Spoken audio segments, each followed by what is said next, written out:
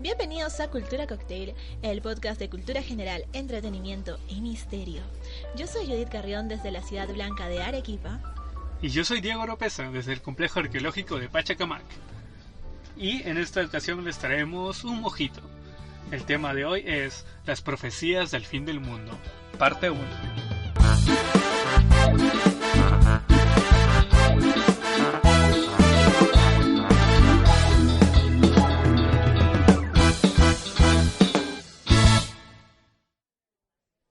En este episodio les traemos un mojito, que es el trago designado a los temas de cultura general. El anterior era un tema que estaba más enfocado en la ciencia, y ahora vamos a hablar quizás del mismo tema, que tiene que ver con el fin del mundo, la extinción, pero desde un punto de vista un poco más desde las profecías, que ya estaría catalogado para nosotros dentro de lo que viene a ser un poco de cultura general, casi cultura popular, pero eso ya es algo totalmente aparte. Básicamente hablaremos de los fines del mundo que supuestamente iban a pasar y no pasaron, los que hemos sobrevivido. Exacto, vamos a hablar de... Somos un conglomerado de fantasmas a esta altura, me parece, porque de verdad, si solamente una persona de nuestra edad ya puede decir que ha sobrevivido, ¿qué? 4 o 5 fines del mundo, ya deberíamos estar en esta altura de verdad ser un conglomerado de fantasmas. Claro, y esto no es... Uno puede decir, mira, ¿cómo puede haber gente que cree que vamos a morir en octubre con un asteroide? O quizás, si vamos un poco más atrás, en el 2012 con el fin del mundo maya, o quizás más atrás, en el 2000 con el cambio del nuevo milenio, y así podríamos ir retrocediendo en el tiempo y nos vamos a encontrar con que la gente siempre ha creído esto. O sea, el fin del mundo es algo que se ha tenido siempre presente en la población desde las épocas de Cristo. O sea, de hecho, cuando ellos hablaban en la Biblia del fin del mundo, no había fecha. De hecho, casi muy pocas personas que profetizan un fin del mundo te ponen una fecha precisa, porque es para que tú tengas siempre en cuenta eso y digamos que seas consecuente de cuál podría ser tu castigo por portarte mal, ¿parece? O por pecar, o según la religión en la que estés, ¿no? Pero siempre tener en cuenta de que es algo inminente y que va a llegar mientras tú estás vivo. Es que no solamente las personas tienen el miedo puesto, ¿no? O sea, de morir, de extinguirse, sino que de por sí buscan, como decías, algo religioso. Si bien las personas buscamos un Dios por naturaleza, eso está demostrado, también buscamos de repente un posible castigo, ¿no? Como mencionabas en la religión, el apocalipsis, o N maneras en las que se podría acabar, una persona podría llegar a su fin. Y de hecho en el capítulo anterior hablábamos de Stephen Hawking y que es un científico muy renombrado, y vamos a iniciar como manera de introducción con otro científico también muy renombrado. Yo estoy segura que todo el mundo conoce a Sir Isaac Newton, porque Isaac Newton fue el de la manzanita, ¿sabes? Que habló de la gravedad y todo esto. Pero Isaac Newton también era una persona que se crió con su abuelita, que era una mujer muy conservadora, muy cristiana, muy conservadora, muy religiosa. Y Isaac Newton tiene esa parte de la religión.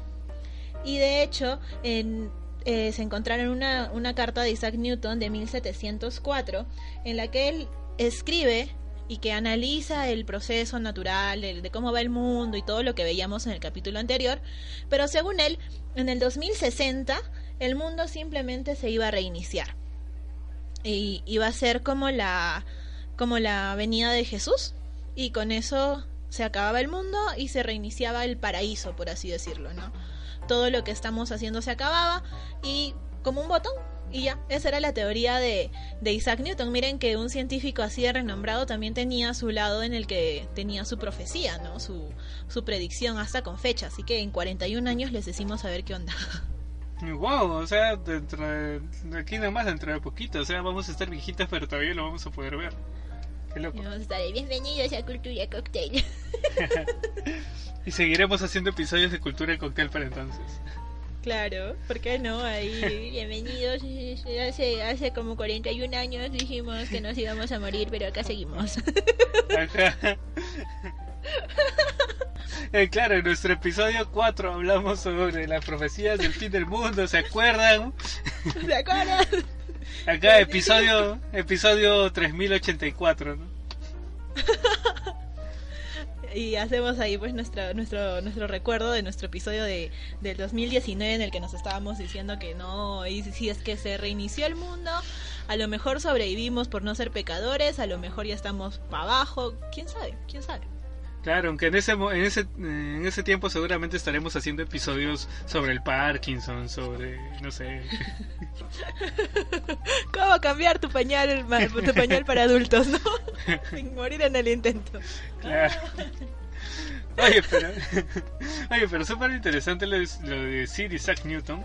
Y creo que no es necesario que nos vayamos de Inglaterra, porque de hecho una de estas profecías también más antiguas que se tienen. De hecho han habido, a lo largo de la época han habido muchas, desde la época de Jesús, pero queremos hablar un poco desde el siglo XIX en adelante. En el año 1806, también en Inglaterra, ocurrió un caso muy muy curioso, que es el de la gallina profeta de Leeds. ¿Ya? ¿Cómo? Es una gallina que... profeta. Claro, es una gallina que te anunciaba el fin del mundo. Empezó a poner huevos con la frase Cristo viene. ¿Ya?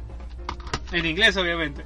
Pero la gente iba de todos los lados a este pueblito de Inglaterra, es decir, a conocer a la gallina, ¿no? A ver sus huevos, y todo el mundo quedaba asombrado, pensaban que ya era una señal del fin del mundo, porque la Biblia dice que van a pasar cosas muy raras cuando se acerca el fin del mundo.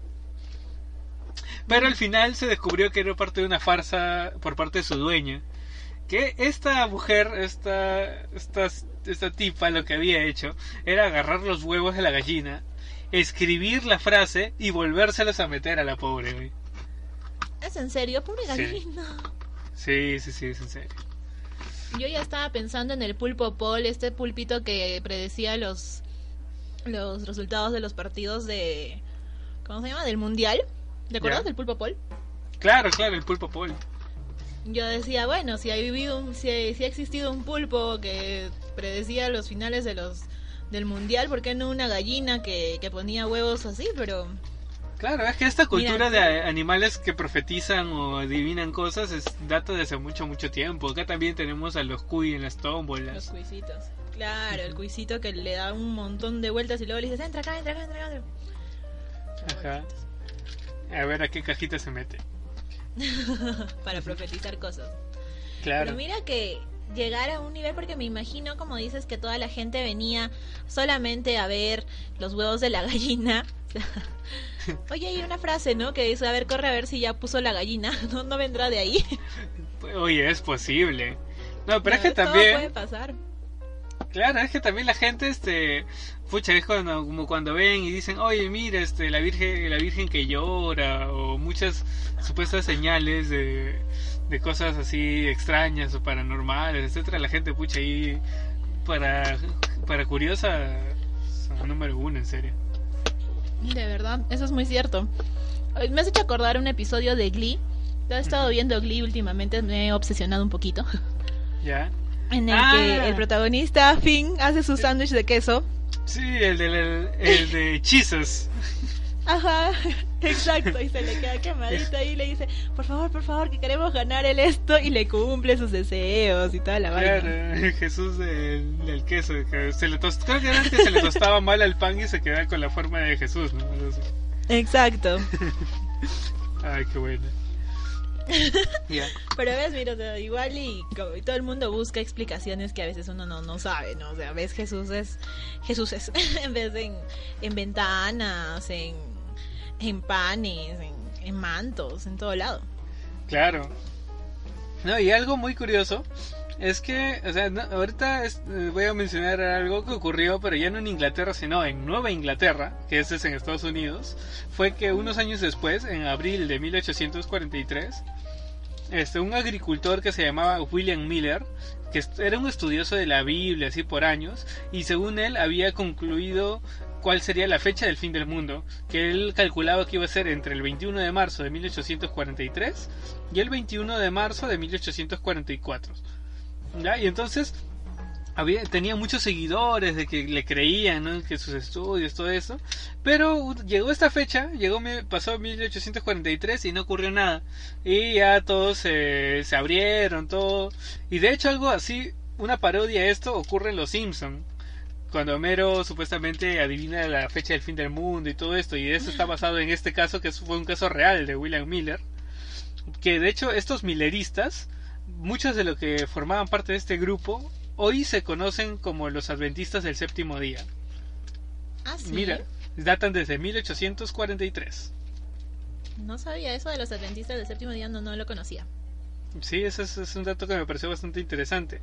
Y otra iglesia que se funda también a raíz de algo similar es que Joseph Smith, el fundador de la iglesia mormona, él también había predicho el fin del mundo, porque en febrero de 1835 dijo que él había hablado con Dios y que le había dicho que Jesús iba a regresar en los próximos 56 años, o sea, que iba a ser antes de 1891. Pero también pasó la fecha y no pasó nada, y es como que ya empezaron a pasar piola, y ahora ya los mormones como que siempre tienen presente lo que es el fin del mundo. Y de hecho algo muy curioso es que ahorita están haciendo como grandes almacenes donde están guardando provisiones así para cuando llegue el fin del mundo. Ahí tienen como un tamaño de tres supermercados llenos de provisiones para ellos. Y es que, mira que la religión y el fin del mundo están bastante ligados al final, porque, como decíamos, uno tiene miedo a morir, pero ¿y después qué? O sea, ¿qué pasa luego de eso? Entonces, si bien la religión católica tiene en la Biblia el Apocalipsis, que mencionaba hace un rato, en el que te describen que la segunda venida de Jesús, los ángeles tocando la trompeta, y todo esto, o sea, en todas las religiones en algún punto hay un fin y hay un castigo, ¿no? Entonces el fin del mundo está bastante ligado a esto, ¿no? Así es. Pero no solamente son las religiones las que nos hablan del fin del mundo. Ya antes hemos hablado un poco de que la ciencia predice también algunas cosas, y de que ya acá empezamos a entrar en casos de histeria colectiva, porque la religión de hecho se basa mucho en eso, o sea, en el temor que puede tener el conjunto de la gente en que ocurra algo. Pero no solamente hablando de temas de un apocalipsis judio-cristiano, sino que ponte en 1910, por motivo de la llegada del cometa Halley, se había descubierto que la cola contenía cianógeno, que es un gas mortal. Entonces incluso varios medios importantes como el New York Times y otros habían anunciado que el mundo iba a ser víctima de un baño de gas mortal. Entonces, pucha, la gente, imagínate toda la histeria colectiva que ocurriría eso, algo así como lo que pasó cuando supuestamente estaban anunciando lo de la invasión extraterrestre por la guerra de los mundos. La histeria colectiva fue tal que toda la gente pensaba que cuando pase el cometa Halley iba a ser el fin del mundo, porque iban a morir con producto de este gas. Claro que científicos empezaron a confirmar de que no había nada que temer, que eso no iba a llegar acá a nuestra atmósfera, y de llegar no iba a ser mortal. Así que y eso fue en 1910. Ya como que todos los anteriores han tenido que ver con religión. Acá no. Pero bueno, a partir de 1982 vamos a tener que varias, digamos que sectas o pequeños grupos religiosos empezaban a tomar como que el fin del mundo como un motivo para llamar la atención y que la gente lo siga. Por ejemplo, Pat Robertson era un predicador televisivo y un fundador de la Coalición Cristiana. Él había anunciado que a finales de 1982 el mundo se iba a acabar, y de hecho fue muy seguido por mucha gente que se unía a esta creencia, hasta que al final pasó lo de siempre, ¿no? Llegó la fecha y no pasó nada. Es que siempre es eso, siempre estás esperando a ver si ahora sí de verdad, porque ya la histeria colectiva que causa de verdad llega a un punto psicológico en el que dices, de verdad me voy a morir, o sea, como con los mormones que dices que están juntando ¿provisiones? Eso, los mormones que están juntando provisiones, uno mismo empieza a decir, y cómo no es raro que haya gente que quiera hacer sus búnkers. De hecho, creo que había un búnker debajo de Estados Unidos en una ciudad, no recuerdo muy bien, que habían creado para estrellas de Hollywood. ¿Ya? En caso de que haya un ataque, y que se lo planeaban usar también para el fin del mundo, ¿no? En el que tenían reservas de comida por tantos años, y como un espacio en el que podrían sobrevivir hasta que después de que pasara una catástrofe pudieran salir y repoblar el mundo. Ay, mira, qué interesante, no sabía eso. O sea, quién sabe, a lo mejor ahí tienen a Elizabeth Short. A lo mejor todo es una farsa y ella está esperando repoblar el mundo. Claro. Pero bueno, o sea, siguiendo así como un poco con el listado de estas supuestas profecías, o más que nada fechas en las cuales la gente ha pensado colectivamente que iba a ser el fin del mundo, llegamos al año 1997, también por un cometa, el Hale-Bopp, en el cual surgieron rumores de que había una nave espacial detrás de esta cometa. Es como que toda la gente pensaba que estaba viniendo el cometa y justo detrás ahí escondidito estaba viniendo una nave espacial. Y no sé cómo se habrá llegado a difundir este rumor, porque la NASA lo negaba, pero había mucha gente que creía en esto. Incluso se llegó a crear el movimiento Heaven's Gate, la puerta del cielo, que advertía del fin del mundo. Juraban que esa iba a ser la razón del fin del mundo. Tanto así que el 26 de marzo de este año, 1997, incluso 39 miembros del culto llegaron a suicidarse, porque de verdad creían esto. O sea, uno puede pensar en, o sea, qué pasa con algunas personas de llegar a creer en estos absurdos, porque puedo creerte ya de que, no sé, supuestamente un impacto de un asteroide, algo que sea 100% confirmado, pucha, no sé, o la erupción de un volcán, cosas, digamos, que con algo base científica podría entender que la gente se llene de histeria colectiva. Pero algo de que una nave espacial esté siguiendo un cometa, o sea, por favor.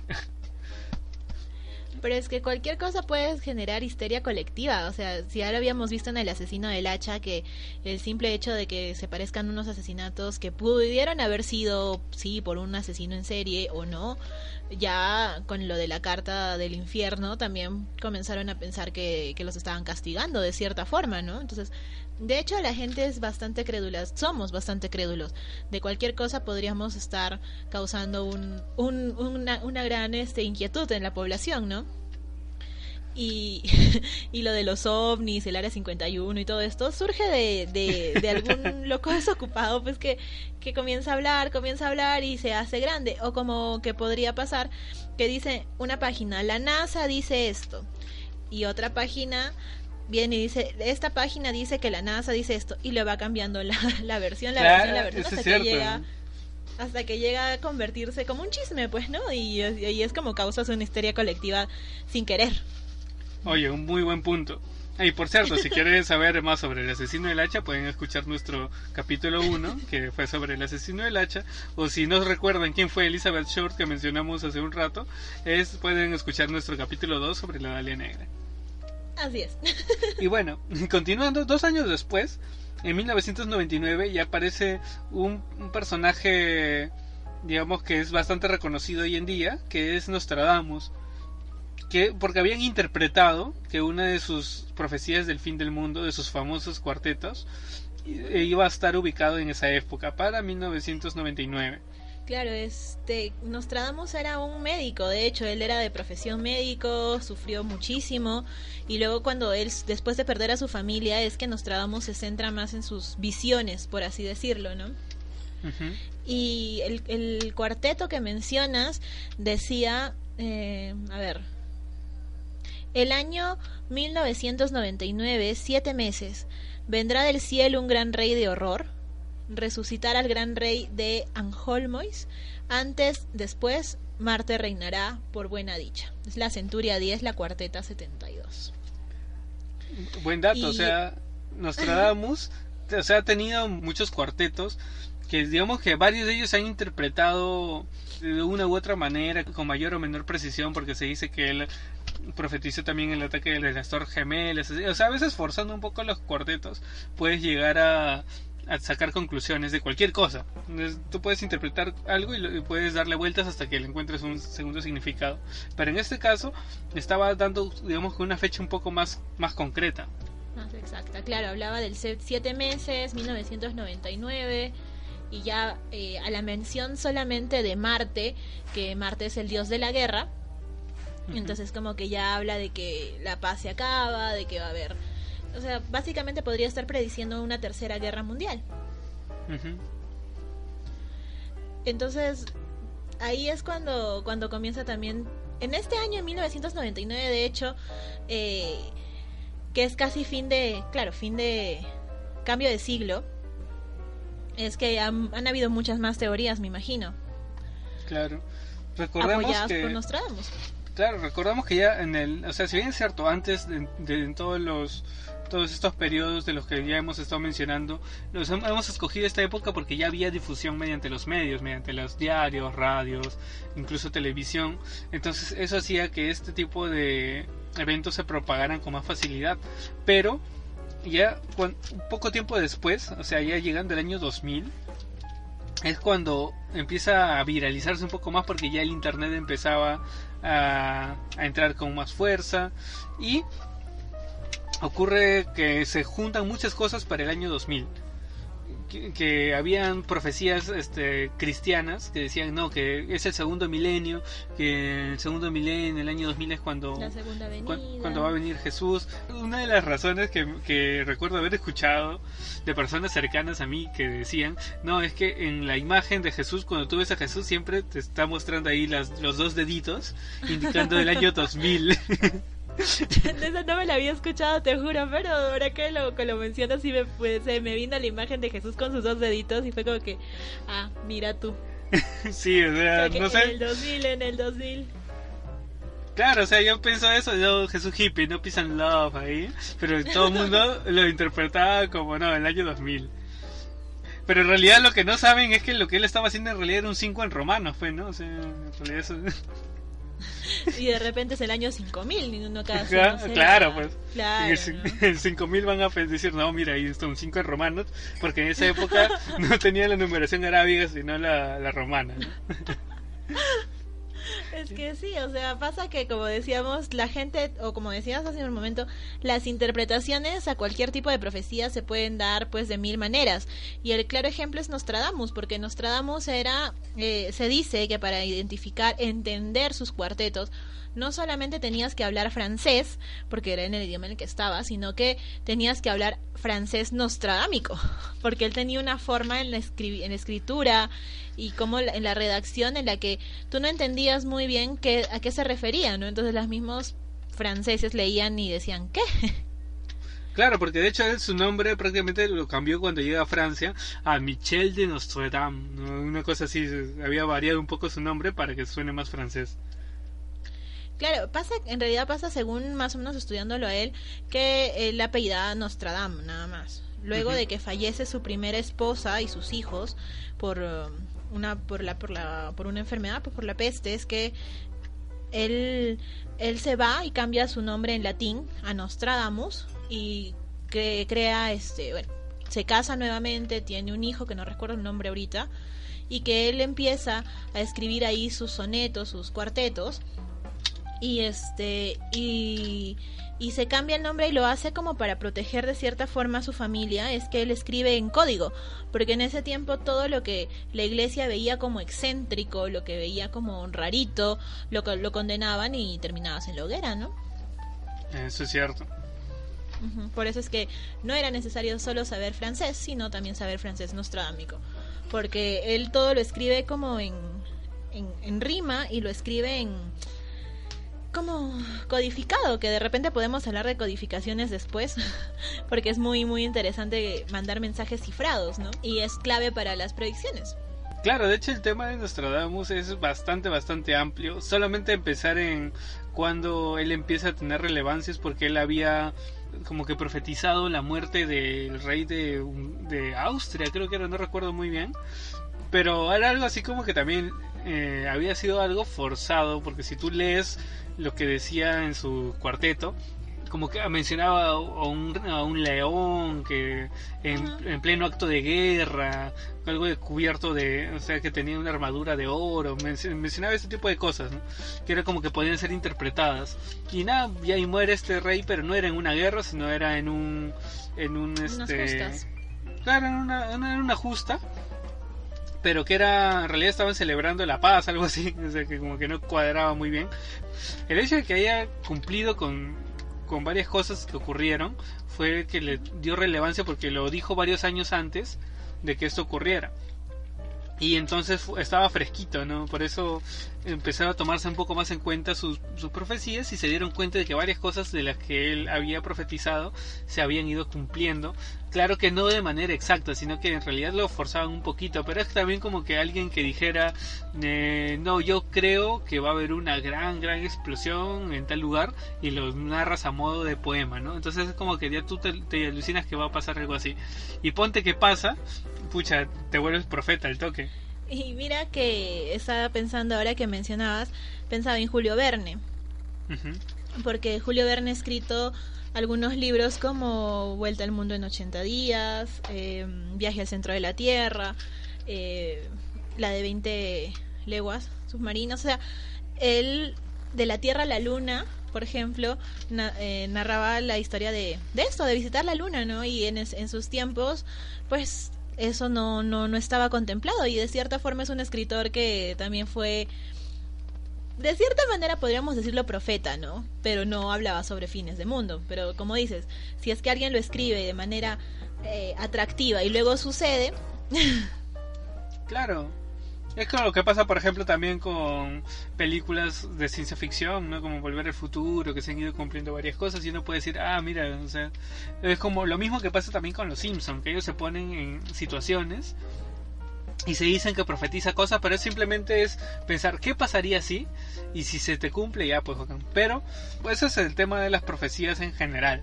Como en Harry Potter, que hablan del tema de esto de la misma profecía de entre Harry y Voldemort, que mientras uno esté vivo el otro no puede. Es como que hacen este escrito y empiezan a cumplirse los factores que lo permiten hacerse realidad, y por eso ya se dice que la profecía es válida. Pero el resto de profecías de Trelawney ninguna le había atinado, ¿no? Pero por una que atinó, ya se convirtió en una profeta. Es algo muy parecido a lo que pasaba con otros profetas, como por ejemplo Nostradamus o Baba Vanga. Baba Vanga, me parece que he escuchado. El tema de Baba Vanga es también interesante porque ella es ciega, pero es vidente, ¿ya? Y ella profetizó no solamente el ataque a las Torres Gemelas, sino también la Segunda Guerra Mundial, el ingreso de tanques a Praga, lo de ISIS. O sea, de hecho, investigando un poco he visto que quizás las profecías de Baba Vanga han sido incluso más relevantes que las de Nostradamus, pero quizás ella... digamos que sus profecías para el fin del mundo son mucho más lejanas. Ella habla de que el mundo se va a acabar en el año 5079.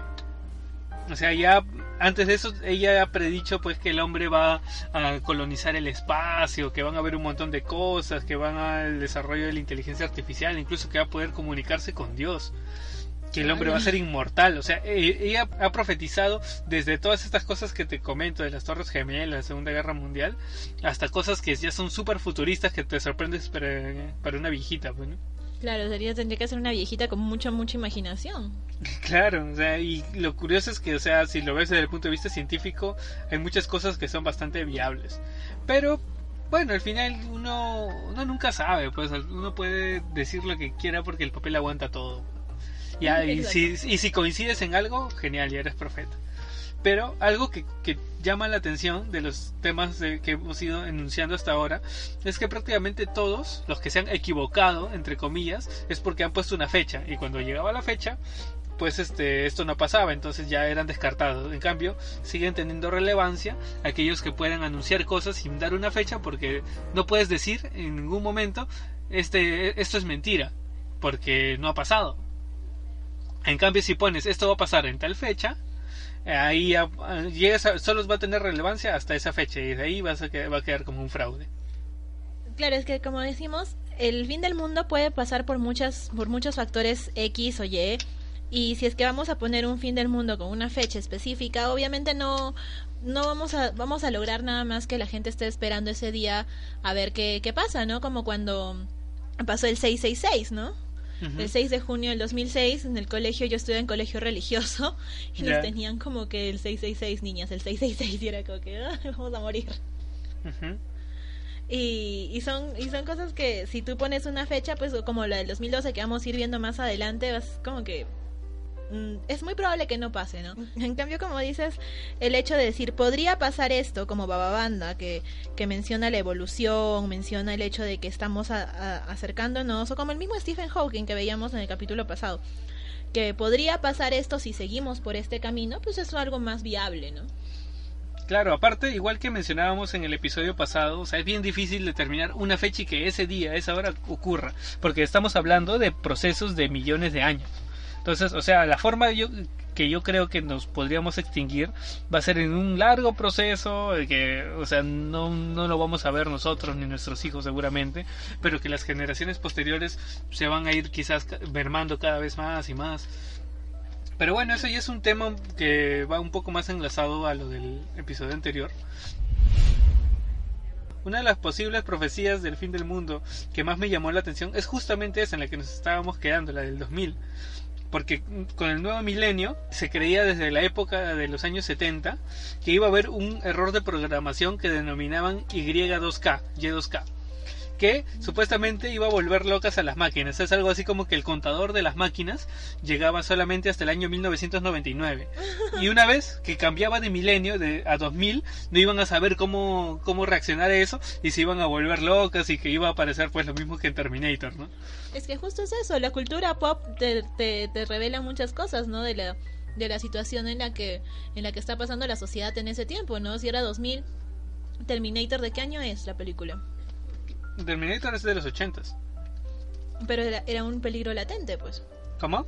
O sea, era como un peligro latente, o sea, ya estaba empezando a echar alas la tecnología, entonces era obvio que teníamos miedo a que haya una revolución de máquinas. Claro, por eso es que en el año 1984 se estrena Terminator, justo en plena, o sea, desde los años 70 ya se pensaba que iba a pasar esto.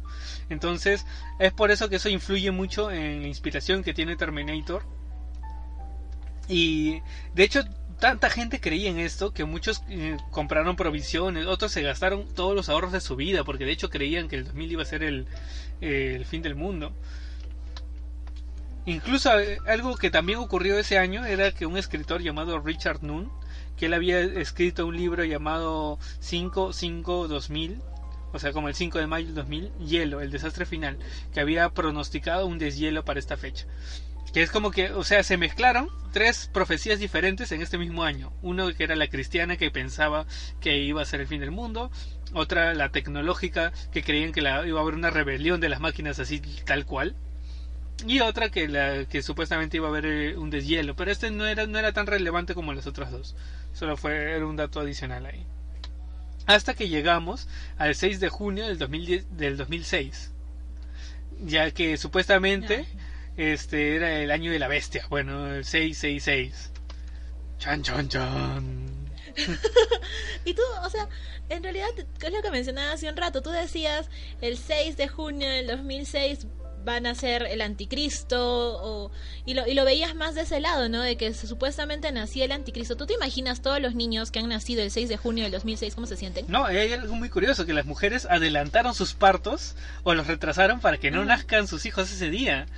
Pero algo que en lo que no hubo mucho consenso era si ese día iba a nacer el anticristo, porque si de verdad imagínense que de verdad ya nacía el anticristo ese día. Y todavía no lo vemos, pues, porque apenas tiene 13 añitos. Pero claro, pues, o sea, muchos dicen, no, pasó sin pena ni gloria. Imagínate que de verdad está por ahí con 13 añitos el anticristo. Pero esperando, claro, solo que había un grupo que creía que esa era la fecha en la que se iba a revelar. Pero es otra cosa.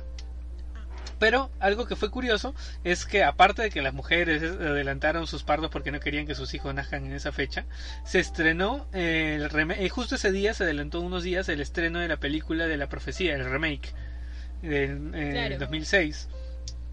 Y esta película digamos que quería repetir la fórmula de la original, porque la original también se estrenó un 6 de junio, un 6 del 6, pero de 1976. ¿Ya? O sea, también tenía como que esta premisa del 666. Y era la primera película que gastó más en publicidad que en rodar la película misma. ¡Hala! Sí, o sea, costó 2.3 millones producirla y gastaron 15 millones en publicidad, pues, imagínate. ¡Wow! Es un montón. Y recaudaron 70 millones al final. Bueno. Bueno, no está mal, pero mira, justo estaba buscando ahorita y dice que es cierto que muchas mujeres retrasaron o adelantaron sus partos, pero de hecho sí nació un bebé inglés en el 666 y la mamá en Inglaterra. Este niño nace en Bristol y la mamá le pone de nombre Damien, como el protagonista de la profecía. No mames. Qué genial. La mamá era una profesora llamada Susan Cooper, aficionada a las películas de terror, y está encantada con los negros augurios que han marcado el nacimiento de su hijo. ¡Qué genial! Y mira, de verdad que sí. Y encima, ¿sabes cuánto nació pesando este niño? ¿Cuánto? 6 libras y 6 onzas. No, pues, oye. No, te juro que sí. Entonces mira que, como dices, de repente uno aquí diciendo que pasó sin pena ni gloria, pero por ahí está nuestro Damien de que nació con 6 libras y 6 onzas esperando, ¿eh? Es real, 100% real, no fake. Es 100% real. No, y tomo... Dice, a ver, por ejemplo... Sí. No, sí, dígame. Pase usted, después de usted. No, pero todo el tema de las supersticiones es algo, o sea, que son relativos al número 6, pucha, tiene un montón de qué hablar. Imagínate que en Qatar, o sea, vendieron un número que estaba compuesto por puro 6 por 3.4 millones de euros. O sea, ¿cuánto vale todo el tema de la superstición o de los números? Y de eso podemos todavía seguir hablando más y más. Porque incluso hay muchas teorías por ahí que dicen que no, si los nombres de Bill Gates III, Adolf Hitler o Joseph Stalin suman 666 y a cada letra se le otorga el número que ocupa en el abecedario. Claro que solo en el anglosajón, ¿no? Porque en el español con la ñ ya se pasarían de bestias. Con la ñ las fregamos. Ajá. También se acusó al presidente de Estados Unidos, Ronald Wilson Reagan, de que era el anticristo porque cada uno de sus nombres tenía 6 letras, pues si tenía 3, entonces era 666, por ahí decían eso. Pero es que de verdad es como que buscaras de lo imbuscable, de lo inencontrable, de lo inexplicable ya una razón solamente para decir, no, es que cuenta 6 y si tenía 8 letras seguro le decían que menos 2 porque solo tenía 2 nombres, entonces con eso te daba 6 y era 666. Claro. Aparte, algo que sí me parece muy muy interesante es el tema de que el 666 ya existe entre nosotros. Y está, ¿sabes dónde? En los códigos de barra. Todos los códigos de barras tienen encriptado el 666 sin que nos demos cuenta. ¿Cómo así? Algo que no sé si vas a poder ver en cualquier código de barras de productos estos internacionales, cualquier producto empaquetado, etcétera, o incluso si pones códigos de barras en internet, vas a ver que tengo un código de barra de mi acetona acá. Ya, mira, o sea, si buscas en internet en un producto que tengas, en el formato internacional del código de barras, está compuesta por 2 líneas en los extremos y 2 líneas en el centro. Y el resto de líneas, que esas son más largas que el resto, las otras son más gruesitas y más cortas. ¿Ya? Confirmo. Ya, entonces, se dice que esta doble línea está encriptado y que tiene el valor de 6, y según los programadores que desarrollaron el código de barras, ellos afirman que eso es cierto, que de hecho esta doble línea que se repite 3 veces representa el número 6. Claro que en código de programación y todo eso, pero está presente. Yo estoy con mi acetona aquí revisando y es cierto, confirmo, tienen 666. ¿Por qué? ¿Por qué nos hacen esto? Claro, y no en formato de números, sino en formato de líneas de programación. También dicen, incluso desde mucho antes, que el www que está en las páginas web también representan el 666, aunque bueno, no tiene tanto fundamento. Pero es que como te digo, podemos encontrar señales donde querramos, o sea, donde querramos. Estábamos hablando hace un rato del chico de Glee, donde sea que quieras encontrar una señal, la vas a buscar y la vas a encontrar. Sí. Incluso hay algunos lugares donde, así como el 13 ponte es de mala suerte en los hoteles, en los pisos de edificios, que muchos se lo saltean, el 13 porque supuestamente es la mala suerte, hay también calles que tienen el número 666, ¿ya? Y entonces, por ejemplo, en Nueva York, en la Quinta Avenida, existe el número 666, de los cuales, por ejemplo, el edificio de Citigroup, reemplazaron el número del edificio por las letras del banco. Es cierto. Mira que hay bastante idea de esto de no tocar algunos números, como por ejemplo en los mismos programas. Por ejemplo, el Corel. Uh-huh. El Corel era 5, 6, 7. Cuando llega al 13 es que el Corel ya no pone Corel 13, ¿verdad? Ah, verdad. X3 creo. Entonces lo reemplazan. Uh-huh. Ajá, lo reemplazan por X3 para que sea Corel es el 13, pero no específico. Claro. Es un dato. Justo también eso me hace recordar. Ponte, hace muchos años Microsoft desarrolló la Pentium 667. O sea, en este caso el nombre del modelo de este procesador era por los megahertz de su potencia, ¿ya? Pero su potencia verdadera era de 666, pero tuvieron que ponerle Pentium 667 para que no se esté relacionado al número de la bestia. O sea, les mintieron un poquito ahí, un megahertz más de lo que en realidad tenía. Le dieron un poquito más de crédito. Así es. Y claro, en vez de bajárselo, no, pues se lo van a subir, ¿no? Obviamente. No, pero tú sabías también que el peso molecular del Viagra es de 666.7 gramos. ¿Del Viagra? Ajá. No sabía. Ese es otro para tu libro. Pero ahora que Por Dios. todo este rato que estamos hablando del 666 y todo eso, nos estamos enfocando netamente en lo que es el apocalipsis cristiano, que tiene trascendencia hasta entonces porque precisamente no marcaba una fecha. Pero algo que en realidad era como que interesante era que, según expertos así estudiosos de la Biblia, teólogos, etcétera, o historiadores, varios afirman que en realidad estaba referido a Nerón y a la campaña de crucifixiones a los cristianos. Entonces, en realidad, a lo que hacía referencia eran a cosas de su entorno, a una posible guerra con este emperador, que la marca de la bestia supuestamente representaba el culto con Nerón, y era para que animara a los cristianos a que tengan temor de echarse para atrás en su fe, ¿no? Porque era algo emergente en ese momento. A Nerón, Sí. el que tocaba su arpita mientras se quemaba Roma. Así es. Supuestamente él sería el anticristo en el que estaban pensando cuando escribieron la Biblia. Bastante interesante, mira todo lo que es la numerología en realidad, ¿no? Porque la interpretación de cada número independiente hace que signifique cada uno una cosa distinta, ¿no? Ajá. Pero el 666 siempre ha sido un número que no se ha querido tocar, o el viernes 13, por ejemplo, también el 13 de mala suerte, o el 7 de buena suerte. Así es. Entonces, pero en realidad todo esto tiene su pasado histórico. Por ejemplo, lo de que del viernes 13 de mala suerte se da por el asesinato por la orden de un papa, ¿no? Uh-huh. ¿Tú leíste esto? De la orden de un papa de asesinar a todos los caballeros templarios. No sabía. Era de asesinar a todos los caballeros templarios, porque ya era una asociación que tenía muchísimo poder político, muchísimo poder económico, y el papa los acusa de herejía. Uh-huh. Y se mandan cartas selladas con órdenes expresas a todas las iglesias, y se dice que no se abra hasta el viernes 13. Entonces el día que esta carta se abre en simultáneo, y la orden era ejecución, ¿no? Ejecución a todos los caballeros templarios. Wow, o sea, lo mismo que Entonces, pasó en Star Wars con la Orden 66. Hoy, ¿verdad? Recién me caigo en la cuenta. ¿Verdad? De que es la Orden 66, que tiene que ver por ahí con el 666, pero le han quitado uno porque no También se tenga es cierto. Oye, es exactamente lo Es mismo. cierto. Le mandan activan la Orden 66 y todos se van en contra de los... Todos se Oh, van en contra de Dios, los no puedo creerlo. mind blowing. Qué genial.